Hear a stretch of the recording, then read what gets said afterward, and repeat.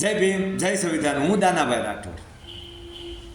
ચાલો 700 રૂપિયા ticket 6ઠી December ઉજવવાની છે. ચાલો 600 રૂપિયા ટિકિટ 6ઠી ડિસેમ્બર ઉજવવાની છે. વહેલા પહેલા કર્યું હો ભાઈ.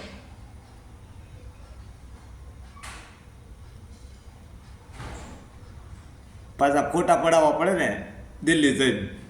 શેના પડાવવા? મફત થોડા પડે, ટિકિટ લેવી પડે.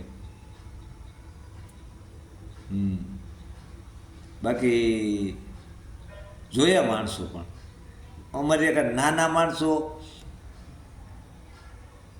અપ્પાજી માણસોને યારે જો આવો વાદ વિવાદ કરો તો તમે શું સારું સમાજનું કરો એ પહેલાં તો વિચાર કરો.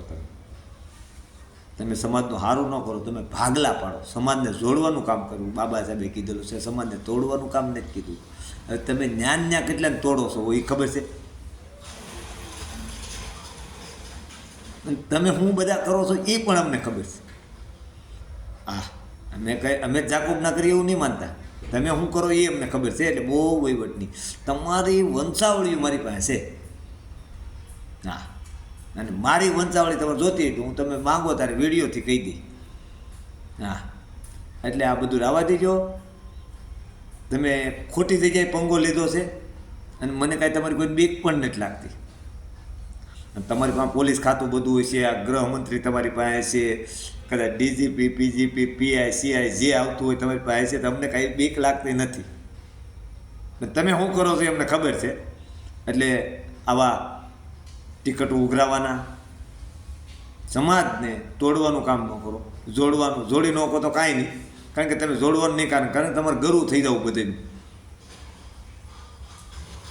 ગરું તો બધા આવીને કહેવા જો તમે મારા ગરુ છો, તમે જો મારો સહેલો છો એમ કોઈ સહેલા થાય નહીં. તમને કદાચ બોલતા આવડે તો એમાં કાંઈ વેમમાં રહેવું નહીં કે મને બોલતા આવડે એટલે હું બધાને કરું એમ.